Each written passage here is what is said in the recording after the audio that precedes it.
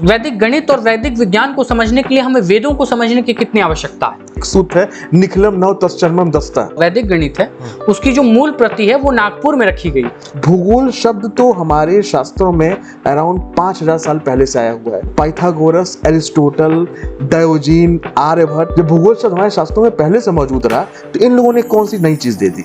मजेदार चीज कि जुलाई अगस्त के महीने जोड़िए दोनों में कितने दिन होते हैं? 31 दिन आते हैं। दोनों राजाओं के नाम पे है, जूलियस सीजर और अगस्टस। आपका पसंदीदा वैदिक सूत्र कौन सा है? आप तो ऐसे पूछे कि आपकी पसंदीदा एक्ट्रेस कौन सी है? महाभारत पढ़ी, पांडव शब्द आया, सहस्त्रार्जुन, सहस्त्रबाहु, 100 कौरव थे। आप सूर्ण का आविष्कार बाद में हुआ और पांडव 5, 10, 100, 1000, लाख ये पहले से आ गया। अगर वेद शब्द से किसी को परहेज है किसी को, तो आप मान ली इंडियन साइंस उसको कह दीजिए, इंडियन मैथमेटिक्स कह दीजिए, एंशिएंट मैथमेटिक्स कह दीजिए, आप कुछ नाम दे दीजिए, लेकिन ये तो आप मान लीजिए।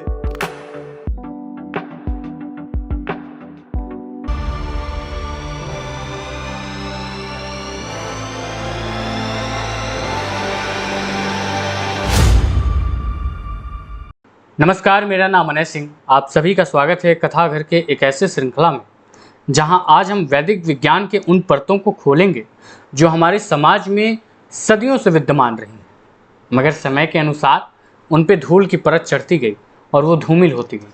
वो हमारी समाज और संस्कृति का हिस्सा बनते बनते रह गई। इसका कारण क्या है, इस वीडियो में ही देखेंगे। आज हम वैदिक गणित के बारे में जानेंगे, वैदिक विज्ञान के बारे में जानेंगे कि कैसे हमारे पास वेद संरक्षित जो थे, हमारे पूर्वजों ने जिस वेद को, जिस उपवेद को पिछले 3000 वर्षों से संजोग कर रखा था, कैसे आज हमारी आधुनिकता, एआई टेक्नोलॉजी इतनी तरक्की करने के बावजूद भी बस हम उसे छू पा रहे हैं, उसकी गणना को हम सही से देख नहीं पा रहे हैं, माप नहीं पा रहे हैं। आज इसी विशेष सत्र में बातचीत करने के लिए मैं आपके साथ उपस्थित हूँ डॉक्टर प्रशांत जी के साथ, जो कि एक पेशे से शिक्षक हैं, मगर साहित्य के लिए, वैदिक विज्ञान के लिए, वैदिक गणित के लिए एक गहन साधक भी हैं। आइए हम इस सत्र में इनका स्वागत करते हैं।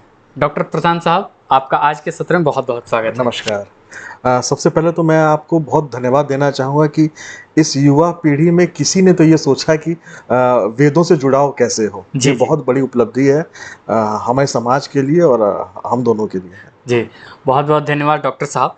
डॉक्टर साहब, मेरा सबसे पहले आपसे प्रश्न ये है, जब हम वैदिक गणित के बारे में बातचीत करते हैं, वैदिक विज्ञान के बारे में बातचीत करते हैं, तो उस वैदिक गणित और वैदिक विज्ञान को समझने के लिए हमें वेदों को समझने की कितनी आवश्यकता है?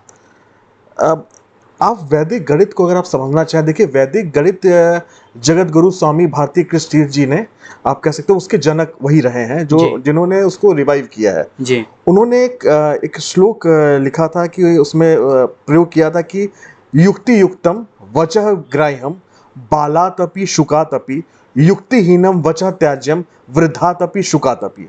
मतलब whatever is consistent with right reasoning should be accepted and whatever is inconsistent ought to be rejected when it comes from mouth of God himself। तो कहने का तात्पर्य यह है कि आप जो चीज कंसिस्टेंट है, जो चीजें लॉजिकल हैं, उसका एक्सेप्टेंस ही वैदिक गणित है जी। और वैदिक गणित को आप एज ए टूल समझना चाहें तो वेदों की आपको आवश्यकता नहीं पड़ेगी। अच्छा। लेकिन वैदिक गणित के भाव को समझना चाहें, उसके इमोशंस को समझना चाहें, तो आपको बहुत ज्यादा आपके लिए आवश्यक है वेदों को समझना। डॉक्टर साहब, मेरा दूसरा प्रश्न आपसे यह है, हम वेद के बारे में जब बातचीत करते हैं, जब मैं इस विषय के ऊपर जानकारी ले रहा था तो मुझे तब पता चला, और ये मेरे लिए थोड़ी सी आत्मग्लानि की विषय थी कि मुझे ये बात अभी क्यों पता चली कि वेद के साथ हमारे पास उपवेद भी हैं जी, बिल्कुल, और वेदांग भी हैं। बिल्कुल बिल्कुल। तो हमारे सृष्टि में, हमारे ब्रह्मांड में, हमारे भारतीय परंपरा में वेद, उपवेद और वेदांग की क्या भूमिका रही है? देखिए, ये ऐसा विषय है, अगर मैं बोलना शुरू करूंगा तो 2 से 3 दिन लग जाएंगे। तो मैं आप समझ लीजिए, किसी लेमैन को अगर समझाना हो जी, तो आप ऐसे समझ सकते हैं, वेद शब्द, वेद जो है ये डेराइव हुआ है, एक शब्द है विद। विद का अर्थ है ज्ञान, नॉलेज, एक इन्फिनाइट नॉलेज की बात करता है वेद। और वेद जो है 4 चीजों का मिश्रण है, 4 चीजें मिलके वेद बनी है। पहला ऋचाएं जो है, ऋचाओं को आप कह सकते हैं मंत्र, आप समझ लीजिए। दूसरा है उसके ब्राह्मण ग्रंथ हैं जो उनकी व्याख्याएं हैं। तीसरा आप कह सकते हैं आरण्यक, मतलब उनका यूज आप बोल सकते हैं, नियोग आप बोल सकते हैं, और चौथा वेदांत है। वेदांत आप समझ लीजिए जैसे शंका और समाधान, ये वेदांत हो गए। इनसे मिलके हमारा वेद है, ये वेद की जो ये आपके कंस्टिट्यूएंट पार्टिकल्स हैं आप समझ लीजिए जैसे। और वेद क्या क्या है, कितने हैं तो आप पढ़े होंगे, ऋग्वेद, यजुर्वेद, सामवेद, अथर्ववेद, हाँ। सबके अपने अपने यूजेस हैं। ये वैदिक गणित के ऊपर बात करना आपसे चाहूंगा। जैसे जो हमारे एक उपवेद में नाम आता है स्थापत्य वेद। जी जी जी। वैदिक गणित का स्थापत्य वेद में क्या भूमिका है या उसका आपस में क्या संबंध है? क्या हमको वैदिक गणित को समझने के लिए स्थापत्य वेद को समझना आवश्यक है? आप ऐसे समझ लें कि जैसे हर वेद का एक उपवेद है। जैसे ऋग्वेद है, उसका उपवेद हो गया आपका आयुर्वेद। यजुर्वेद है, उसका उपवेद आपको धनुर्वेद हो गया जी। सामवेद का उपवेद आपका गंधर्व वेद है, जो कि गान और सिंगिंग इस रंग की कलाओं से है। अथर्ववेद का जो उपवेद है वो है स्थापत्य वेद। वो आप समझ लीजिए गणित, रेखा गणित, भूगोल और स्थापत्य वेद जो बेसिकली है, आप जब आप मकान वकान बनाते हैं तो वास्तु आप देखते हैं ना, वास्तु शास्त्र। तो स्थापत्य वेद वास्तु के ऊपर ज्यादा डिपेंडेंट है। और ये उपवेद जो है, और अथर्ववेद एज ए होल अगर हम कहें तो गणित, रेखा गणित, आपके ज्योतिष, भूगोल, इन सब का अगर मिश्रण कहा जाए तो ये अथर्ववेद है हमारा। डॉक्टर साहब, मैं आपसे अभी जानना चाहूंगा कि वैदिक गणित का जो श्रेय दिया जाता है वो भारती कृष्ण तीर्थ जी को, महाराज कृष्ण तीर्थ जी को दिया जाता है। उनके द्वारा लिखे गए 16 सूत्र हैं एवं 13 उपसूत्र हैं। जी जी जी। क्या वो आज के युग में भी, आज जो आर्टिफिशियल इंटेलिजेंस है उस युग में भी क्या उसकी प्रासंगिकता उतनी ही है? बहुत अधिक प्रासंगिक है वो। जैसे आज के बच्चे कंपटीशन की हम लोग बात करते हैं, कॉम्पिटिटिव प्रेशर बहुत ज़्यादा है, तो उसमें अगर कैलकुलेशन फास्ट हो जाए, जैसे आप ये जान लीजिए जैपनीज जो है जब वो अपनी कैलकुलेशन करते हैं, अगर उनको 2 नंबर्स का प्रोडक्ट करना है, मान लीजिए उनको 2 into 3 सिखाना है बच्चे को, तो वो कहते हैं कि 2 लाइन आप ड्रॉ करिए वर्टिकल, 3 लाइन आप हॉरिजॉन्टल ड्रॉ करिए, और नंबर ऑफ इंटरसेक्शन पॉइंट्स जो हैं, जहां वो कटेंगी रेखाएं जो हैं, वो इंटरसेक्शन पॉइंट 6 हैं, वो आपका मल्टीप्लिकेशन। तो वो हमेशा लाइन से उन्होंने अपने मल्टीप्लिकेशन समझाया, जो वहां का मेथड था। अच्छा। हमारे यहाँ भी नए बच्चों को सिखाया जा रहा है, जैसे मेरा बेटा खुद पढ़ता है, उसको सिखाया जा रहा है, एबेकस मेथड सिखाया जा रहा है। बहुत अच्छी वो कला है वो उसमें। उसमें फिंगर जिम मेथड्स हैं, जहाँ पे आप 1 से लेकर 99 तक की संख्या को फिंगर से डिनोट कर सकते हैं। जैसे आप ये 1 हो गया, ये 2 हो गया, ये 3 हो गया, ये 4 हो गया, ये 5 हो गया, ये 6, 7, 8, 9, ये 10 हुआ, ये 11 हुआ, 12, 13, 14, 15, 16, 17, 18, 19, ये 20। ऐसे आप 99 तक जा सकते हैं। बच्चों को समझाया जाता है। लेकिन इससे भी अगर बहुत ज्यादा सरल अगर समझाना हो भाषा में, तो हम वैदिक गणित का यूज करते हैं। जैसे आप एक सूत्र है, निखिलम नव तश्चर्मम दस्ता। जैसे मान लीजिए 1000 में से आपको 1 घटाना हो या कोई संख्या घटानी हो, जैसे आपको घटाना हो, तो हम लोग कहते हैं all from 9 and last from 10। आप समझ लीजिए 10 लाख में से घटाना, तो और क्या है, सब 9 से घटाते जाइए, अंतिम वाले को 10 से घटा दीजिए। तो ये all from 9 and last from 10 Nikhilam नव तश्चर्मम दस्ता से आया। फिर आपका एकाधिकेन पूर्वेन, एक न्यूनेन पूर्वेन। अगर आपको मान लीजिए किसी संख्या का स्क्वायर करना, जैसे मान लीजिए 96 का स्क्वायर करना हो आपका, तो आप कर सकते हैं ऐसे कि 100 से ये कितनी कम है, 4 कम हुई, 4 का स्क्वायर कर लिए 16 हुआ जी। उस 4 को आप 96 में से घटा दीजिए तो 92 से 16। ये मुझे ब्लैक बोर्ड लेके समझाना होता तो मैं ज्यादा अच्छे समझा पाता। तो ये आपके सूत्र हैं, तो आपके जितने आप 16 सूत्र हो गए, 14 उपसूत्र, इनसे आप मैथमेटिक्स की बहुत सी प्रॉब्लम्स को सॉल्व कर सकते हैं। इवन श्रीनिवास रामानुजन जी जो थे, उन्होंने काफ़ी हद तक जो अपने कह सकते हैं जीवन के जो अंतिम समय में, अगर उन्होंने कुछ मेथड्स उन्होंने दिए, एक उनका था क्यू फंक्शन उन्होंने यूज़ किया, उसमें भी काफ़ी हद तक जो है वो वैदिक थ्योरी में भी आता है वो। और वैदिक का मतलब एक बहुत बड़ा भ्रम हम लोग का, वैदिक का मतलब हम लोग समझ सकते हैं कि वैदिक काल का कोई मैथमेटिक्स है। ये एक नाम है जो उसको दिया गया है। अच्छा। और ये आप अलग अलग युगों में जो है वो डेवलप होती चली गई। और सबसे ज़्यादा अगर ये डेवलपमेंट हुआ है तो आप समझ लीजिए आप मौर्य वंश में, आप जो आपके बौद्धिस्ट मैथमेटिक्स होती है, जैन धर्म में जो मैथमेटिक्स होती है, वो सब बहुत उन सबका एक कह सकते हैं मिश्रण है, सनातनी मैट्रिक्स आप कह लीजिए। मैं इसी विषय में आपसे और जानकारी जानना चाहूँगा। जैसे आपने मल्टीप्लिकेशन बताया, एडिशन बताया, क्या जो वैदिक गणित है वो केवल परीक्षार्थियों के लिए है, जो विद्यार्थी तैयारी कर रहा है या फिर वो हमारे रोजमर्रा की जिंदगी में भी लागू हो सकता है? बहुत आप जैसे आप मान लीजिए आपकी अभी शादी नहीं हुई है, जैसे आपकी पत्नी जाएंगी मार्केट और कहीं उनको कुछ सामान खरीदना होगा, तो जितना वो कैलकुलेशन में समय लगाएंगे बहुत जल्दी वो कर ले जाएंगे। तो रोजमर्रा की जिंदगी आप ज़रूरतों को बहुत आसानी से समझ सकते हैं। 1 से लेकर 999 तक का पहाड़ा बच्चे को सिखाना हो तो हमारे वैदिक मैथमेटिक्स में सूत्र हैं। जो चीज़ें आप जिनको आप लोग मैजिक समझते हैं, जो आप लोग दिखते हैं टीवी पे, लोग नंबर्स गेस कर देते हैं, या आप आजकल नया ट्रेंड चला, बहुत अच्छे वीडियोस चलते हैं कि आपके मन में रखी हुई बातों को लोग गेस कर ले जाते हैं। वो सब जो ट्रिक्स हैं वो भी बहुत हद तक बहुत सी ट्रिक्स हमारे वैदिक मैथमेटिक्स में दी हैं, जो कि आपका न्यूमेरिकल बेस्ड मैथमेटिक्स है, उसमें बहुत सी ट्रिक्स हैं, वो भी मैं आपको कभी बताऊंगा। अच्छा, मेरा मतलब ये थोड़ा सा इसके बियॉन्ड हो जाएगा वैसे, लेकिन मेरा एक और प्रश्न इसी से रिलेटेड है कि जो भारत सोने की चिड़िया कही जाती थी, तो वो धन संपदा को लेकर तो नहीं कही गई होगी, क्या वो ज्ञान संपदा को लेकर भी कही गई है? जो हमारे पास हमारा ज्ञान रखा हुआ था, और हमें जब मैं इसके बारे में जानकारी ले रहा था तो मुझे पता चला कि जो वैदिक गणित है उसकी जो मूल प्रति है वो नागपुर में रखी गई जी। लेकिन उसके जो आधे जो कहते हैं कि पन्ने वन्ने जो हैं वो विदेशों में जा चुके हैं। जी। तो क्या भारत सोने की चिड़िया अब है जो पहले थी? अब मैं इस बात से पूर्णतः मैं इस बात से नहीं एग्री करूंगा। कारण ये है कि जैसे वैदिक मैथमेटिक्स आप कह सकते हैं संगम है, सनातन जो हमारी जो पीढ़ियां चलती आ रही हैं उसमें मैथमेटिक्स जुड़ती चली गई और उसका एमलगेमेशन है, वो कॉन्फ्लुएंस है उसका, वो एक साथ एज ए होल है।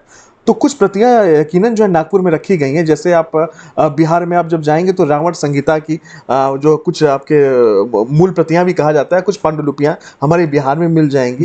वैदिक गणित की आप महाराष्ट्र में बहुत जगह मिलती हैं। लेकिन आप ऐसे समझ लीजिए, जब हमारे यहाँ विश्वविद्यालय हुआ करते थे नालंदा तक्षशिला, वहाँ भी जब मौर्य वंश और चोल डायनेस्टी की जो किताबें हुआ करती थी, आप कह सकते हैं पांडुलिपियां हुआ करती थी, वो सब डेटा वो मौजूद था, जो कि डिस्ट्रॉय हो गया, काफ़ी हद तक हो गया। लेकिन उनके जो पन्ने ही इतने ज़्यादा महत्वपूर्ण थे, जो कहीं भी बिखरे पड़े हैं या कहीं किसी के पास किसी ने नोट कर लिया, उतना ही काफ़ी है हमको मैथमेटिक्स को समझने के लिए। टेक्नोलॉजी हमारे समाज में इतना बढ़ गया है कि अगर वैदिक मैथमेटिक्स को ध्यान में रखकर ही हम बात करें तो अगर मुझे कहा जाए कि 200 गुने 70 करो, तो हम थोड़ा सा वैदिक मैथमेटिक्स की, जो एक आम बच्चा है वो वैदिक मैथमेटिक्स की ना जाकर वो मोबाइल निकालेगा, 200 गुने 70 कर लेगा। वैदिक मैथमेटिक्स सीखने के बाद मानसिक स्थिति में बदलाव क्या आ सकता है?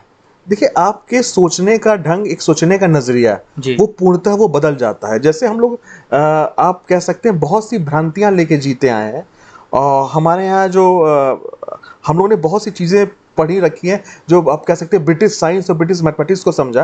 आप स्वयं एक बहुत अच्छे कवि हैं, तो आपने ये चीज आपने ध्यान रखी होगी कि कविता के क्षेत्र में जो सबसे बड़ा नाम आजकल हम लोग देखते हैं, जो सबसे फेमस कौन है? डॉक्टर कुमार विश्वास जी हैं वो। तो कुमार विश्वास जी जब कविता पढ़ना शुरू किए, उसी समय इंटरनेट भी आया था। तो कुमार जी की ग्रोथ और इंटरनेट की ग्रोथ दोनों आपस में सिंक्रोनाइज थी। तो कुमार जी भी उतना ही फेमस हुए, इंटरनेट भी फेमस हुआ। उस समय के जितने आपके टीवी कलाकार थे वो भी फेमस होते चले गए, जो टेलीविजन में आप देखते थे। तो वो एक ऐसा समय था कि ये चीजें होती नहीं। हमारे यहाँ दिक्कत थी, जिस समय साइंस का डेवलपमेंट एज ए होल पूरे वर्ल्ड में, पूरे विश्व में हो रहा था, भारत उस समय परतंत्र था, हम थे ब्रिटिशर्स के अंदर में। उस समय हमारी जो कह सकते हैं कि हमारा एजुकेशन सिस्टम जो बहुत अच्छा हुआ करता था, वो कहीं से दबा दिया गया और बहुत सी भ्रांतियां लेके आ गए हम लोग, और बहुत सी फैलसीज लेके आ गए। चाहे आप गणना करें, आप जैसे पृथ्वी गोल है, ये थ्योरी किसने सबसे पहले दी, ये भ्रांति अपने आप में है। जो कैलेंडर सिस्टम है वो अपने आप में बहुत बड़ी भ्रांतियां उसमें है। आर्यभट्ट ने क्या क्या आविष्कार किया, किसका आविष्कार पहले किया, शून्य का किया, नंबर सिस्टम का किया, ये सब बहुत सी चीजें हैं जो अलग से बैठ के हम लोग डिस्कस कर सकते हैं। मैं आपसे अभी जानना चाहूंगा कि जब हम वैदिक विज्ञान के बारे में बात करते हैं, वैदिक गणित के बारे में बात करते हैं, तो क्या आपको यह प्रतीत होता है कि समाज में वैदिक विज्ञान एवं वैदिक गणित के विषय को गंभीरता से नहीं लिया जा रहा है? उसको समझाया ही नहीं गया ठीक से। अगर वैदिक गणित को आप ऐसे समझ लें, जैसे आप एक बहुत सिंपल सा, भी मैंने आपसे कॉन्सेप्ट ये दिया था कि एक बहुत बड़े फिलोसफर हुआ करते थे, अब जिनका नाम भी आप सुने होंगे, पाइथागोरस। पाइथागोरस प्रमेय के बारे में पढ़ा होगा। तो पाइथागोरस प्रमेय तो एक बहुत फेमस है ही, लेकिन पाइथागोरस थ्योरम का जो सबसे पहला प्रूफ था, वो एक या कई प्रूफ जो है वो हमारे वैदिक गणित में मौजूद हैं, वो बहुत पहले से।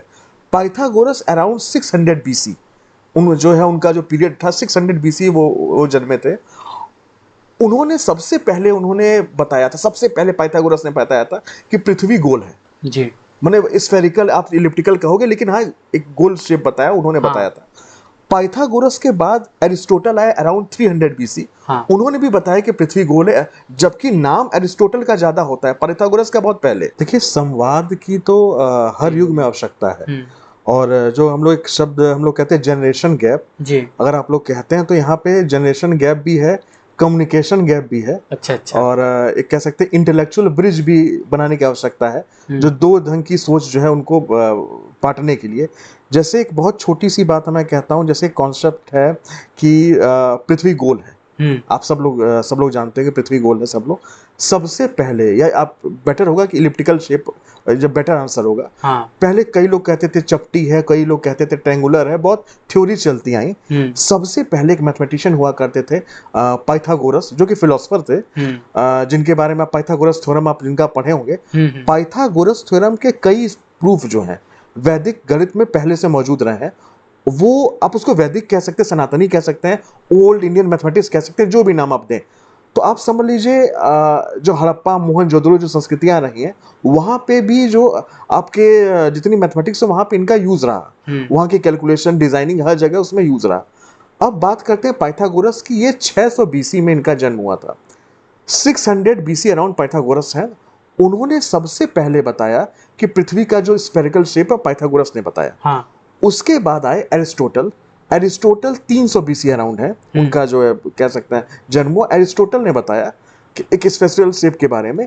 उसके बाद एक साइंटिस्ट हुआ करते थे, उनका नाम था डायोजीन।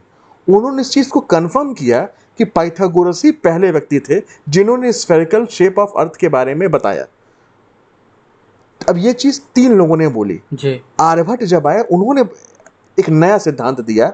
शून्य के बारे में आप लोग सब जानते हैं, हाँ। लेकिन उस पर मैं बाद में आऊंगा। हाँ। उन्होंने नया सिद्धांत दिया कि अर्थ जो है अपनी धुरी, अर्थ अपनी, पृथ्वी अपनी धुरी पे घूमती है। हाँ। ये सिद्धांत आर्यभट्ट ने दिया। जब आप कोपरनिकस आए, उन्होंने बताया कि जो हमारा यूनिवर्स है इसमें सेंटर जो आप कह सकते हैं कि सेंटर ऑफ यूनिवर्स पहले पृथ्वी को माना जाता था। इन्होंने कहा नहीं, सेंटर ऑफ यूनिवर्स या सेंटर ऑफ सोलर सिस्टम की बात आई। इन्होंने कोपरनिकस ने बताया ये सन है, न कि पृथ्वी है। कुछ भ्रांतियां कोपरनिकस ने दूर की। ये सब बात पृथ्वी गोल है किसने दूर किया, ये चीजें हुई। लेकिन आप ये बताइए, आपसे मैं पूछता हूं, भूगोल शब्द तो हमारे शास्त्रों में अराउंड 5000 साल पहले से आया हुआ है। हाँ। तो भूगोल शब्द जब पहले से आया है तो पाइथागोरस, एरिस्टोटल, डायोजीन, आर्यभट्ट, कोपरनिकस, मतलब इनके पहले से है। तो ये कैसे संभव है? जब भूगोल शब्द हमारे शास्त्रों में पहले से मौजूद रहा तो इन लोगों ने कौन सी नई चीज दे दी?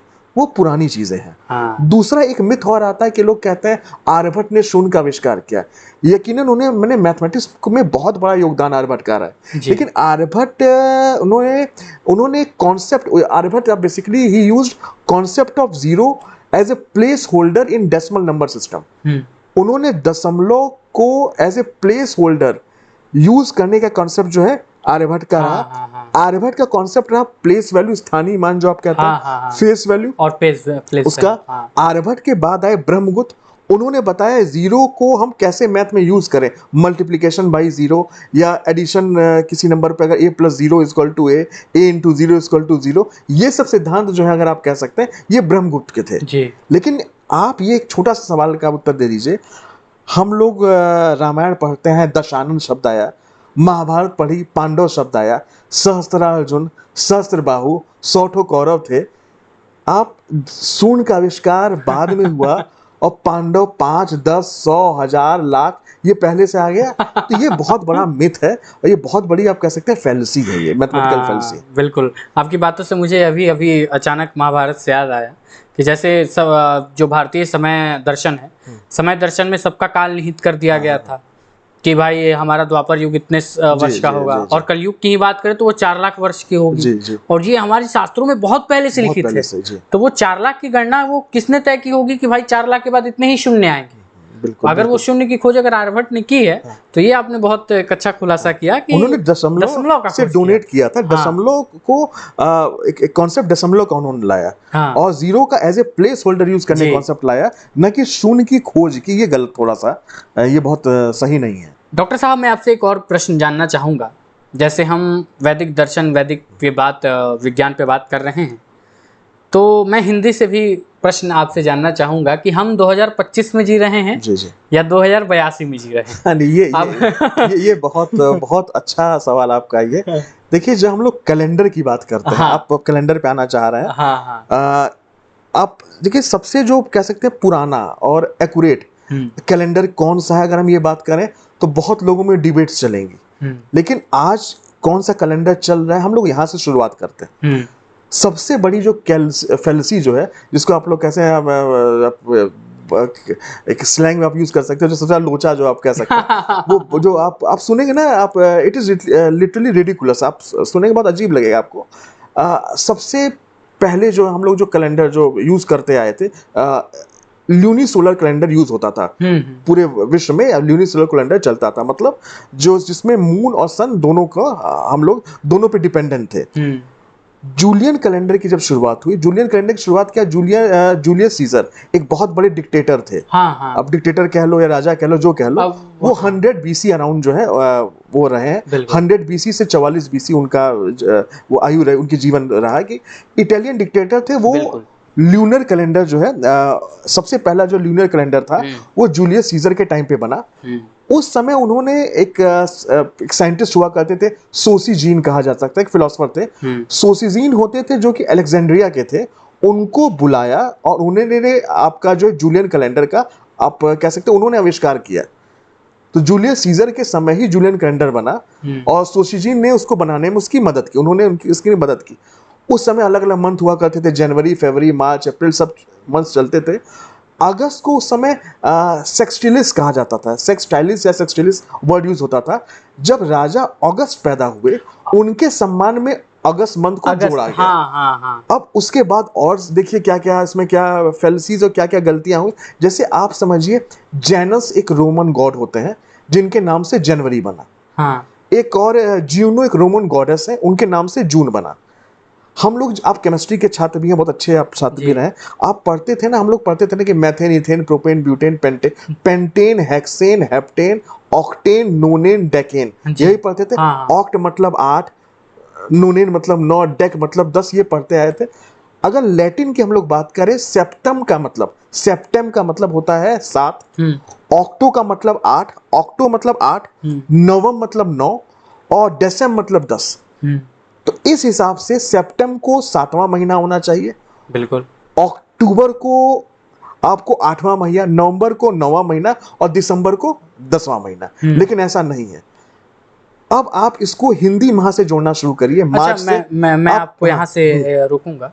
इस बात में कितनी सत्यता है कि कहीं मैंने सुना भी था, मैंने भी, कि जिस राजा को अपने आप को बड़ा दिखाना था, उन्होंने 31 महीने का महीना रख दिया, 31 दिन का महीना रख दिया, और जो थोड़ा सा कमजोर था जो उसको 30 दिन का रख दिया। क्या इस बात में सत्यता है? बिल्कुल। मजेदार चीज कि जुलाई अगस्त के महीने जोड़िए, दोनों में कितने दिन होते हैं? 31 दिन आते हैं। दोनों राजाओं के नाम पे है, जूलियस सीजर और अगस्टस, दोनों को बराबर दिखाना पड़ा। अच्छा। अब मजेदार चीज होती, आप अभी मैंने कहा गिनती शुरू करिए मार्च से जी। मार्च हमारे यहाँ प्रथम वर्ष होता है, मार्च से हम लोग चैत्र हम लोग कहते हैं। तो चैत्र से आप विक्रम संवत, आप जब हम लोग कैलेंडर की बात करें, चैत्र से स्टार्ट करिए। मार्च, अप्रैल, मई, जून, जुलाई, अगस्त, सितंबर 7वां हो गया, अक्टूबर 8वां हो गया, नवंबर 9वां हुआ, दिसंबर 10वां हुआ, जनवरी 11वां हुआ और फेब जो है 12वां हुआ। आप ऐसे समझिए, फेब को आखिरी महीना होना चाहिए। आप ऐसे समझिए, आप एक बैग लेके जाइए क्लास में या कहीं आप जाइए, उसमें आप टॉफियां भर लीजिए, आप सबको डिस्ट्रीब्यूट करना शुरू करिए। आप ये बताइए टॉफियां खत्म या कम कब होंगी? अंतिम में जाके होंगी। तो अगर दिनों का डिस्ट्रीब्यूशन हम करते चले गए तो सबसे कम दिन किस महीने में होना था? अंतिम वाले में, फरवरी वाले में। लेकिन ये दूसरे महीने में कैसे हो गया? एक ये प्रॉब्लम आपकी दिखी। और नवंबर, दिसंबर, आप जो आपके जो टर्म्स है वो भी आपके चोरी किए गए। तो आप कह सकते हैं कैलेंडर का जो कॉन्सेप्ट है वो भी पूरी तरह से चोरी किया गया है। और ये भी हम लोग की ही जो आप कह सकते हैं कि हम लोग की मैथमेटिक्स थी, हम लोग की गणना थी, कैलकुलेशन थी, जबकि इससे ज़्यादा एक्यूरेट कैलेंडर बहुत से कैलेंडर हमारे, आप समझ लीजिए एक आप इस्लामिक कैलेंडर देख लीजिए, यहूदी लोगों का कैलेंडर आप देख लीजिए, इस्लामिक कैलेंडर उसको कहते हैं हिजरी कैलेंडर, हिब्रू कैलेंडर होता है यहूदियों का कैलेंडर हुआ है जी। ये आपके ज़्यादा एक्यूरेट है इन कंपैरिजन विथ आप जो आपका ब्रिटिश कैलेंडर है। और जहां हम लोग हिजरी कैलेंडर की बात करते हैं वहां पे 355 दिन होते हैं, क्योंकि चंद्र वर्ष 10 दिन छोटा होता है। जो आपका सोलर वर्ष, वो लोग पूरी पूरी डिपेंडेंट किस पे है, वो मून के ऊपर डिपेंडेंट है, तो उनका जो दिन होता है आप हिजरी कैलेंडर में 355 आप समझ लीजिए ये दिन है। हम लोग के 365 66 ये चलता है, तो 10 दिन का जो डिफरेंस है कि वो चंद्रमा पे डिपेंडेंट है, हम लोग जो है ल्यूनी सोलर सिस्टम पे चलते हैं, तो बस ये डिफरेंस है। लेकिन एक्यूरेसी जो है सबसे कम अगर किसी कैलेंडर की है तो आपकी, चाहे वो ग्रेगोरियन कैलेंडर है और या आप उसको कह लीजिए आपका जूलियन कैलेंडर को। अच्छा, मैं आपसे ये भी डॉक्टर साहब जानना चाहूँगा, जैसे आपने कैलेंडर के ऊपर में बातचीत की, तो हमारा जो चैत आषाढ़ जेठ का जो महीना चलता है, वो जब मैं जानकारी ले रहा था तो मुझे पता चला कि भारतीय जो कैलेंडर है, जो भारतीय पंचांग है, वो 57 वर्ष पूर्व की है। हाँ हाँ हाँ। ये अभी हम जो कैलेंडर यूज कर रहे हैं, शायद मैं अगर सही हूँ तो वो ग्रेगोरियन कैलेंडर है। बिल्कुल जी। जूलियस से ग्रेगोरियन हुआ। हाँ हाँ हाँ।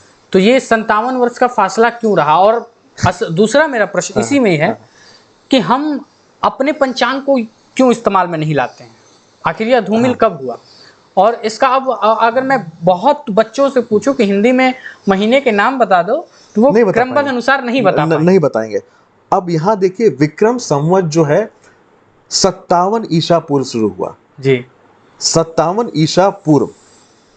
अब 57 ईसा पूर्व शुरू हुआ तो आप देखिए विक्रम संवत हम लोगों से जो कैलेंडर है उससे 57 वर्ष पूर्व स्टार्ट हुआ। तो जब आप देखेंगे, अगर आज यहाँ 2025 चल रहा है, उनके यहाँ 57 वर्ष जोड़ के चलेगा, समझ रहे हैं? और जो शाक जो आपका सिस्टम था विक्रम संवत शाक संवत, वो 78 ईस्वी को वो शुरू हुआ, तो वहाँ 78 वर्ष पीछे आना पड़ता है, इसमें जोड़ना पड़ता है, उसमें घटाना पड़ता है, समझ रहे हैं? तो लेकिन ये अलग अलग संवत के सिस्टम है। और मजेदार चीज है ये, आपको क्या लगता है कि जूलियन कैलेंडर से ग्रेगोरियन कैलेंडर बड़े आसानी से आप मूव कर गए या बहुत आसानी से कन्वर्ट हो गया? ऐसा नहीं हुआ था। जब जूलियन से ग्रेगोरियन कैलेंडर में जब मूवमेंट या कैसे शिफ्टिंग हो रही थी, ये 1582 आपके ईस्वी में ये चीजें हुई। और मजेदार चीजें थी, 1582 में आप कैलेंडर खोल के देख लीजिएगा, 4 अक्टूबर से 15 अक्टूबर का दिन गायब है। 4 अक्टूबर से 15 अक्टूबर की तारीख गायब है सन 1582 में। वो जो 10 दिन का जो है, उन 10 दिन को गायब कर दिया गया, क्योंकि हम इनके कैलेंडर में 365 और 365 4 साल, लीप में 366 डेज होते थे, तो एवरेज नंबर ऑफ डेज 365.25 होते थे। जो 0.25 के अंतर को जोड़ते चले गए, वो अंतर बढ़ता चला गया। तो 10 दिन का जो ये जो शिफ्टिंग में प्रॉब्लम आई, उसको मैनेजमेंट करने के लिए जो है आपका 1582 में 10 दिन कैलेंडर में से गायब करने पड़े। और इंटरेस्टिंग चीज ये है, जब भारतवर्ष हो गया या ब्रिटिश जो कॉलोनीज थी वो डेवलप हो रही थी, अपने यहाँ जो डेवलप हो रही थी, ब्रिटिश यहाँ डोमिनेट कर रहे थे, ब्रिटिशर्स ने जब इस कैलेंडर को एक्सेप्ट किया तो सन 1752 में फिर से जो है 11 दिन गायब हुए 2 सितंबर से लेकर 14 सितंबर के। तो 1752 में 11 दिन गायब हुए हैं और 1582 में 10 दिन गायब हुए हैं, सिर्फ आपको कैलेंडर को एडजस्ट करने के लिए। तो आप समझिए इतनी बड़ी जो गलतियां हैं कैलेंडर में, फिर भी हम उसको एक्सेप्ट किए चल रहे हैं कि हम लोग को मानना है, हम लोग को मजबूर कर दिया मानने के लिए कि ये सही है। जबकि हमारे कैलेंडर में पहले से पता रहता है कि कब चंद्र ग्रहण लगना है, कब सूर्य ग्रहण लगना है, ये पहले से पता रहता है। तो हम लोग इतने एक्यूरेट है, तो फिर क्यों उसको फॉलो करना? हाँ, ये समाज के मध्य प्रश्न है। बहरहाल मैं आपसे एक और चीज़ जानना चाहूँगा, कैलेंडर की बात हुई, टेक्नोलॉजी की बात हो रही है, तो हमारा जो वैदिक विज्ञान रहा है वो आज के विज्ञान को किस प्रकार से चुनौती दे सकता है, या फिर हमारा वैदिक विज्ञान जो था वो संपूर्ण रूप से सक्षम था?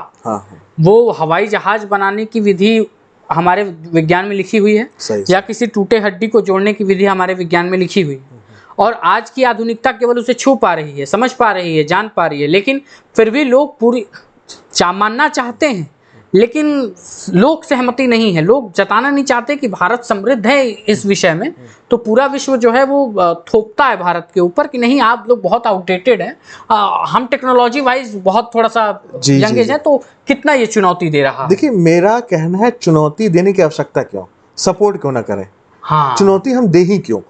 मैं एक दिन पॉडकास्ट ही मैं देख रहा था, मैं बहुत आदर भी करता हूं, मैं उनको पढ़ा, प्रोफेसर एस सी वर्मा जी की, आप कॉन्सेप्ट ऑफ अरे हाँ हाँ बिल्कुल, उनका मैं पॉडकास्ट देख रहा था। तो वो उन्होंने बताया कि जब उनसे बात हुई इंडियन मैथमेटिक्स की या इंडियन साइंस की, तो ये बात सही है। उन्होंने ये कहा कि ये बात सही है कि ग्रेविटी का कॉन्सेप्ट हमारे शास्त्रों में पहले से है। हाँ, ये बात 100% सत्य है, लेकिन जी स्मॉल जी की वैल्यू 9.8 है, ये हमारे शास्त्रों में नहीं कैलकुलेट हुआ, ये जो आपके जो आपका वैज्ञानिक मेथड से कैलकुलेट हुआ।